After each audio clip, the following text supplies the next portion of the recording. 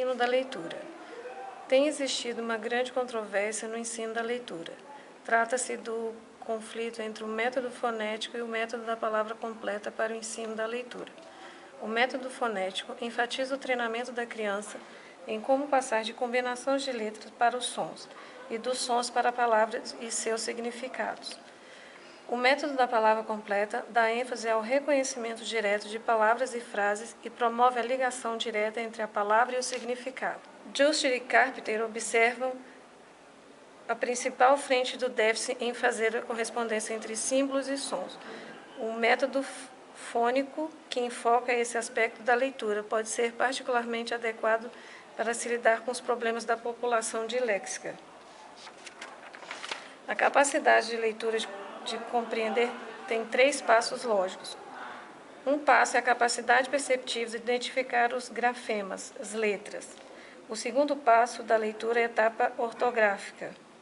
A ortografia ocupa-se das combinações de símbolos com sons, enquanto o componente perceptivo busca identificar os símbolos individuais.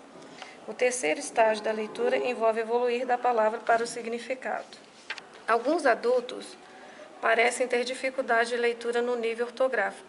Como já observamos, a dislexia é uma condição associada à diminuição da capacidade de executar a transição entre caracteres e fala. O reconhecimento das letras deve ser dominado antes que se possa atribuir sons às combinações de letras, e a atribuição de sons às letras deve ser dominada antes que as palavras possam ser compreendidas. 4 estratégias básicas que fundamentam a compreensão: resumir, esclarecer dificuldades, formular perguntas que podem aparecer em uma prova e fazer previsões sobre o próximo conteúdo. Em primeiro lugar, uma medida importante de compreensão da leitura é a memória, e os leitores bem-sucedidos são aqueles que conseguem lembrar-se daquilo que lêem. Em segundo lugar, os tipos de habilidade que atingem um bom desempenho de memória dificilmente são automáticas e exigem treinamento intensivo, tal como qualquer tipo de habilidade. Quando se lê, é importante ser capaz de apreciar os principais pontos dos parágrafos e saber como os outros pontos se relacionam com os pontos principais. Também se faz necessário dar mais atenção ao treinamento dos componentes cognitivos que a leitura desses propósitos especiais implica.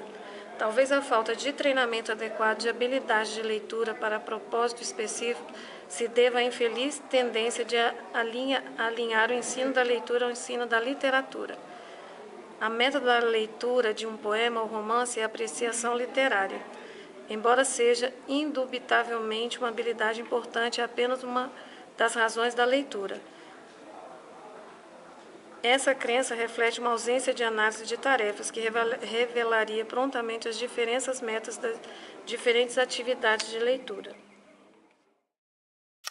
Para falar sobre aprendizagem de matemática, como o livro do Anderson traz muito da abordagem americana, nós optamos por trazer para a realidade brasileira. Então, nós entrevistamos uma professora que dá aula para o ensino fundamental em Brasília, que segue o Plano Nacional de Alfabetização na Idade Certa, que é o PNAEC, que tem como grande orientador o professor Cristiano Muniz, da UNB. Os estudos foram evoluindo e também parte de uma ação governamental a questão de estabelecer um pacto nacional de alfabetização na idade certa. Aí daí começa, e olha, você vê, a alfabetização, né? Partindo de um problema de ver que as crianças não estavam sendo alfabetizadas na idade certa, começa uma preocupação com o letramento em língua portuguesa e o letramento em língua matemática.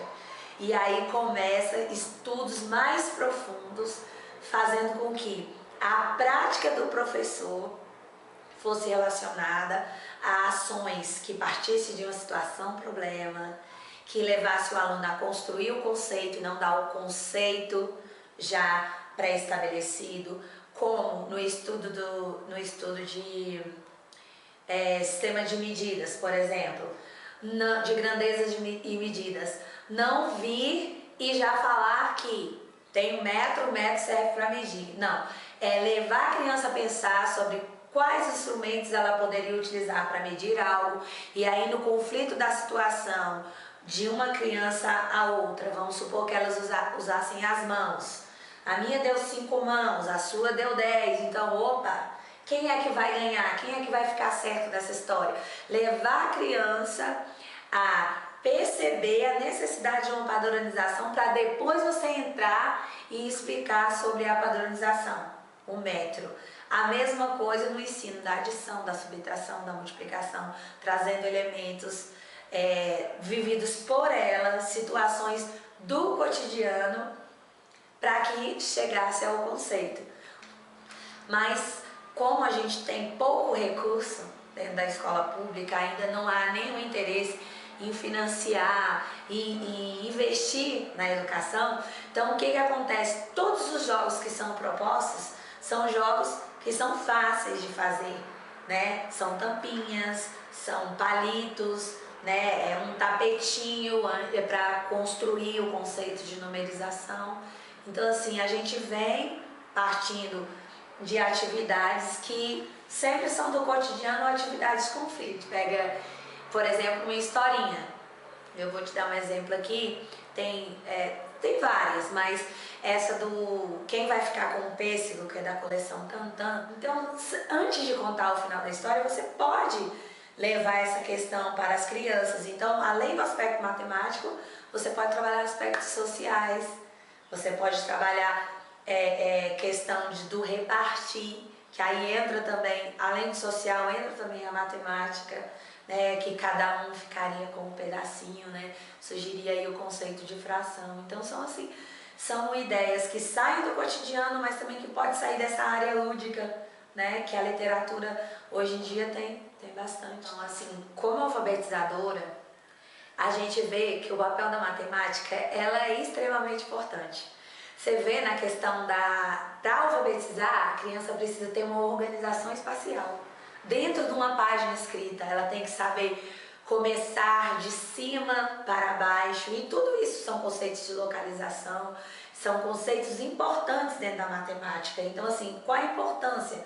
A importância é que, primeiro, ela não seria importante se você não mostrasse para a criança que ela está em tudo, né? Que na ação dela, na casa dela tem matemática, porque tem formas geométricas, na casa dela tem questão de cores, que aí você trabalha a seriação, a mamãe separa os alimentos em um determinado lugar, coisas de quarto ficam em coisas de quarto.